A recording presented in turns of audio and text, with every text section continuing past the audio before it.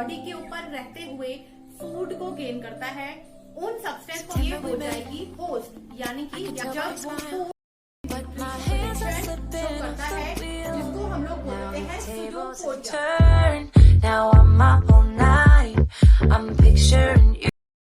Hello students, welcome back in my class. जैसा कि आप लोगों को पता है, न्यूट्रिशन के हम लोग पार्ट पढ़ रहे हैं, जिसमें हम लोगों ने हमारी प्रीवियस वीडियो के अंदर पढ़ा था न्यूट्रिशन इन प्लांट। हम लोगों ने पढ़ा था कि plant autotrophic mode of nutrition को शो करते हैं। वहीं आज हम लोग पढ़ने वाले हैं न्यूट्रिशन इन एनिमल। हम लोगों ने हमारी लास्ट वीडियो के अंदर पढ़ा था कि animal heterotrophic mode of nutrition को शो करते हैं। हेट्रोट्रोपिक मतलब वो मोड ऑफ न्यूट्रिशन जिसमें न्यूट्रिशन को गेन करने वाला किसी दूसरे सब्सटेंस के ऊपर डिपेंडेंट होता है, उसे हम लोग बोल देते हैं हेट्रोट्रोपिक मोड ऑफ न्यूट्रिशन। इस मोड ऑफ न्यूट्रिशन को भी हम लोग फर्दर 3 पार्ट में डिवाइड करते हैं, जिनमें नंबर 1 है saprotrophic nutrition, next is parasitic nutrition and the last one is holozoic nutrition. सबसे पहले हम लोग बात कर लेते हैं सेप्रोफिटिक मोड ऑफ न्यूट्रिशन की। तो वो मोड ऑफ न्यूट्रिशन जिसमें न्यूट्रिशन गेन करने वाला सब्सटेंस किसी भी डेड प्लांट या फिर डेड एनिमल की बॉडी के ऊपर रहते हुए फूड को गेन करता है, उन सब्सटेंस को हम लोग बोलते हैं सेप्रोफाइट्स, और उस मोड ऑफ न्यूट्रिशन को हम लोग बोल देते हैं saprophytic mode of nutrition. For example mushroom example हो सकता है सेप्रोफिटिक मोड ऑफ न्यूट्रिशन का। नेक्स्ट हम लोग बात कर लेते हैं पैरासिटिक न्यूट्रिशन के लिए। तो ये वो मोड ऑफ न्यूट्रिशन है जिसमें न्यूट्रिशन गेन करने वाला सब्सटेंस किसी एक लिविंग बॉडी के अंदर एंटर कर जाता है एज अ गेस्ट, और अब वो लिविंग बॉडी उस गेस्ट के लिए हो जाएगी होस्ट, यानी कि यहाँ पर जो रिलेशन होता है वो गेस्ट एंड होस्ट का होता है।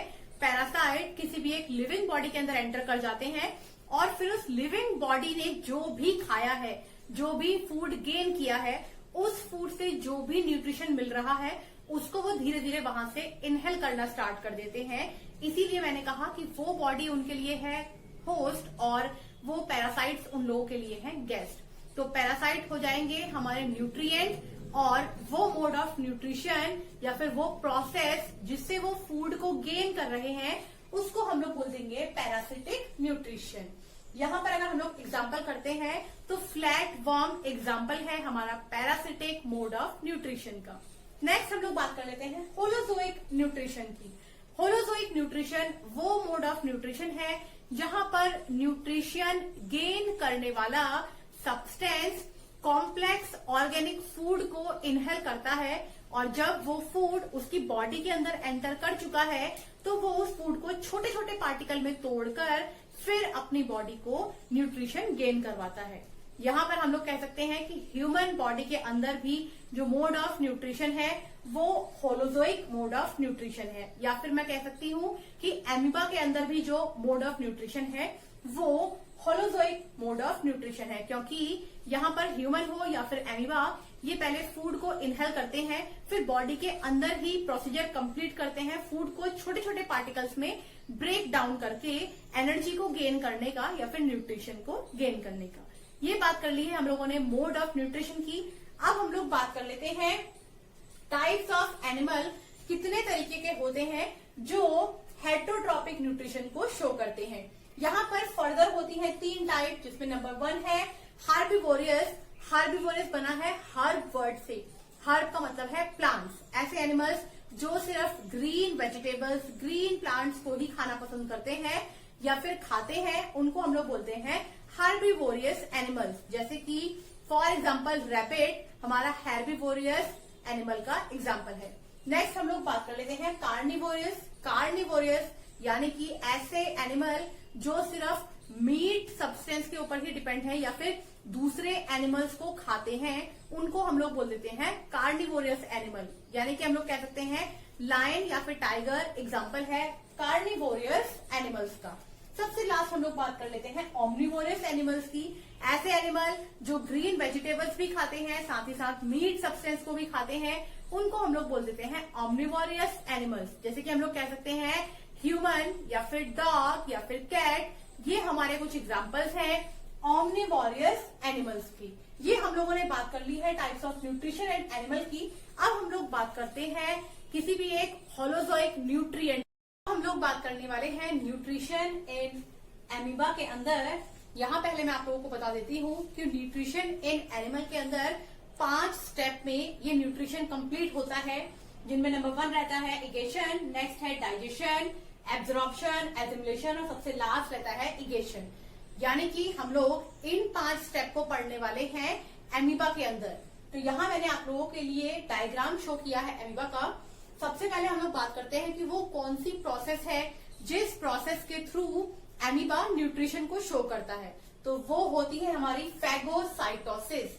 फैगोसाइटोसिस वो प्रोसीजर है जिस प्रोसीजर को हम लोग कह सकते हैं कि एमीबा न्यूट्रिशन गेन करने के लिए यूज करता है। तो हमारा स्टेप नंबर 1 रहेगा इगेशन। इगेशन में हम लोग बात कर सकते हैं कि एमीबा के लिए फूड पार्टिकल जहां कहीं भी प्रेजेंट रहेगा एमीबा उसके पास जाएगा और एक फिंगर लाइक प्रोजेक्शन, ये V finger like projection show करता है, जिसको हम लोग बोल देते हैं सुडोपोडिया। ये सुडोपोडिया जो स्ट्रक्चर होता है इसके अंदर ये फूड पार्टिकल को फंसाएगा। जैसे कि यहाँ पर हम लोगों ने दिखाया है कि ये फूड पार्टिकल है जिसको एमीबा ने कैप्चर करने की कोशिश की है, और जैसे ही एमीबा इसको कैप्चर कर लेगा तो वो जो हमारा वी शेप स्ट्रक्चर था, फिंगर लाइक स्ट्रक्चर, सुडोपोडिया अपने आप ही बंद हो जाएगा। तो ये था हमारा पहला स्टेप इंजेक्शन। अब हम लोग बात करते हैं हमारे नेक्स्ट स्टेप की, डाइजेशन की। यहाँ पर जो फूड स्ट्रक्चर पहले हम लोगों ने बाहर ड्रॉ किया था, अब वो एमीबा की स्किन के अंदर है। तो जो एमीबा के फूड वैक्यूल हैं, वो वैक्यूल्स कैप्चर कर लेंगे उस फूड पार्टिकल को, जो कि हम लोगों ने यहाँ पर शो किया है। ये फूड वैक्यूल्स इस फूड पार्टिकल को छोटे छोटे पार्टिकल्स में तोड़ना स्टार्ट कर देंगे। एमीबा उनको छोटे छोटे पार्टिकल में तोड़ेगा ताकि वो उसको इजीली डाइजेस्ट कर पाए, क्योंकि डाइजेशन तब तक पूरा नहीं हो पाएगा जब तक वो फूड पार्टिकल छोटे पार्ट्स में ना टूट जाए। एकदम से बड़े पार्ट का डाइजेशन पॉसिबल नहीं है। तो हमारे सेकेंड स्टेप यानी कि डाइजेशन के अंदर फूड वैक्यूल्स जो हम लोगों ने फूड गेन किया है उसको छोटे छोटे पार्टिकल्स में तोड़ देगा। अब जब ये फूड पार्टिकल छोटे छोटे पार्ट्स में टूट चुका है तो हम लोग बढ़ेंगे हमारे थर्ड स्टेप के अंदर, जो कि है हमारा एब्जॉर्प्शन। जो फूड पार्टिकल हम लोगों ने छोटे छोटे पार्टिकल्स में तोड़ लिया था, अब उसके अंदर जितना भी न्यूट्रिशन है उसको हमारा एमीबा एब्जॉर्ब करने का काम करेगा। यानी कि फूड पार्टिकल के अंदर जो न्यूट्रिशन था वो डिफ्यूज हो जाएगा। डिफ्यूज मतलब एमीबा के हर एक पार्ट तक पहुंच जाएगा। तो हमारा थर्ड स्टेप है absorption of that food particle. जैसे ही एमीबा इस फूड पार्टिकल का एब्जॉर्प्शन कर लेता है, या फिर हम कह सकते हैं जितनी भी बार वो फूड पार्टिकल का एब्जॉर्प्शन करता है, धीरे धीरे एमीबा की ग्रोथ होनी स्टार्ट हो जाती है, जिस पॉइंट को हम लोग कहते हैं एसिमिलेशन। यहाँ पर हम लोग कह सकते हैं कि एमीबा अपनी ग्रोथ को बिलोंग करता है। जैसे ही एब्जॉर्प्शन स्टेप पूरा होगा, जो न्यूट्रिशन हमको मिला है उस न्यूट्रिशन से एमीबा अपनी बॉडी की ग्रोथ करना स्टार्ट कर देता है। अब हम लोग बात करते हैं कि जो फूड पार्टिकल इसने इनहेल किया था वो सारा का सारा फूड पार्टिकल तो एब्जॉर्ब नहीं हो सकता, यानी कि उस फूड पार्टिकल के अंदर कुछ अमाउंट ऑफ वेस्ट प्रोडक्ट भी होगा, और वेस्ट प्रोडक्ट एमीबा की बॉडी के अंदर किसी भी काम का नहीं है। तो एमीबा उस वेस्ट प्रोडक्ट को अपनी बॉडी से बाहर रिलीज कर देगा। उस पॉइंट को हम लोग कहते हैं इगेशन। इगेशन पॉइंट वो पॉइंट है जब एमीबा अनडाइजेस्टेड फूड या फिर बोल सकते हैं वेस्ट फूड जो हमारे काम का नहीं है, एमीबा को कोई भी न्यूट्रिशन वो नहीं दे पा रहा है, उसको एमीबा अपनी बॉडी से बाहर रिलीज कर देता है। वो पॉइंट होता है इगेशन ऑफ फूड। तो ये हमारे 5 स्टेप हैं एमीबा के अंदर न्यूट्रिशन के, जिस प्रोसेस को हम लोगों ने कहा था फैगोसाइटोसिस। वीडियो में हम लोग बात करेंगे न्यूट्रिशन इन ह्यूमन की, यानी कि हम लोग बात करेंगे ह्यूमन डाइजेस्टिव सिस्टम की। आज की वीडियो के लिए इतना ही। अगर इस वीडियो के रिगार्डिंग आप लोगों के कुछ डाउट्स हैं तो प्लीज उसको कमेंट सेक्शन में लिख दीजिएगा, मैं उसको रिप्लाई करूंगी। Thank you.